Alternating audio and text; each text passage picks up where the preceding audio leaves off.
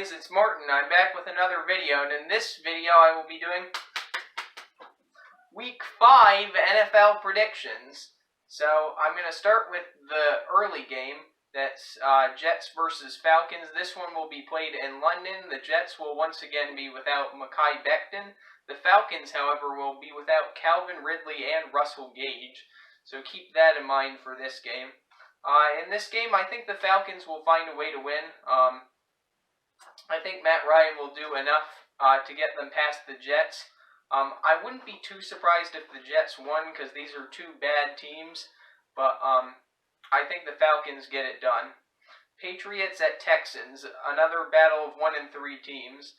I think the Patriots defense is going to help them win this game, and I think they'll hold the Texans to 10 points as the Patriots win 23-10. Lions at Vikings. Now, I think this one's going to be a pretty close game. I think the Vikings pull away a little bit at the end, but I think even in Minnesota, this is going to be closer than people expect. I think the Vikings will win 27-17 against the Lions.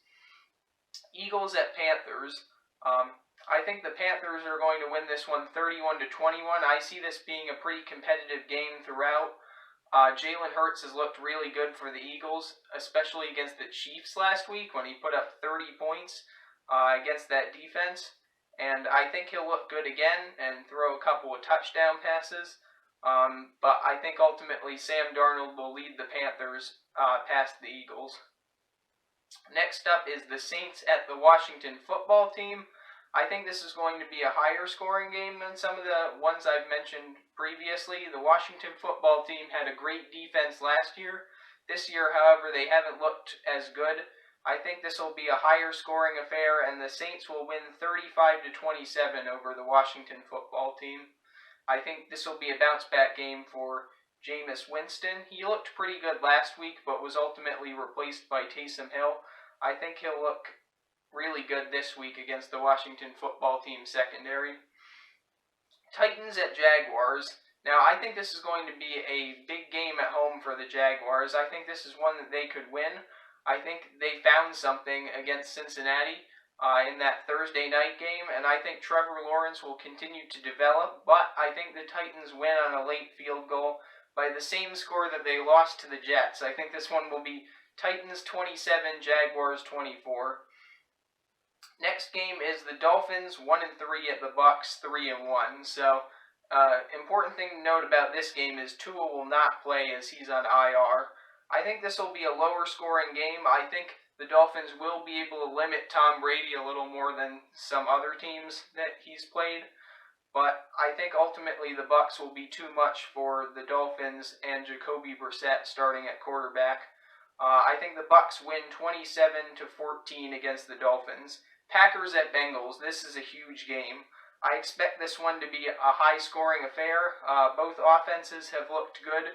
Both defenses still have work to do, so I think this will be a higher-scoring game. I expect the Packers to come to play, though. I don't think they're going to overlook the Bengals, considering they're 3-1 and they've looked really good. I think Aaron Rodgers will lead the Packers past the Bengals 38-35. Broncos at Steelers. So, important thing to note for Broncos fans, and you guys are going to be happy to hear this if you don't already know it, Teddy Bridgewater is likely to play. He went through a full practice on Friday, and he's likely to play in this game. I think this is a battle of two good defensive teams. The Steelers' offense hasn't really looked great so far, but I think they'll keep this game competitive. I think it'll be low scoring, but I think ultimately Teddy Bridgewater and the Broncos prevail 21-17 over the Steelers. Bears at Raiders. Now, the Bears have no David Montgomery, and I think that's important because that's going to put more stress on Justin Fields. The Raiders have a good pass rush, so I think they'll be able to get to him and sack him maybe 4 or 5 times. I think the Raiders are going to really limit what the Bears can do, but I don't think the Bears are going to give up a ton of points either. So ultimately, I think the Raiders win 24-13 against the Bears. Browns at Chargers. This is another huge game. Very important game for both teams. Both teams coming in at 3-1.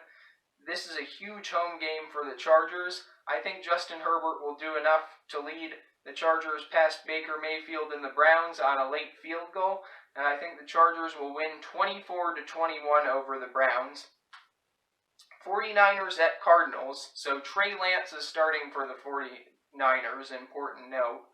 I think the Cardinals are going to run away with this one a little bit. I think Trey Lance will look decent and have a late touchdown to close the gap, but the Cardinals' offense is just rolling right now. I think Kyler Murray is looking great. He's looking like one of the leaders in the MVP conversation right now, if not the leader.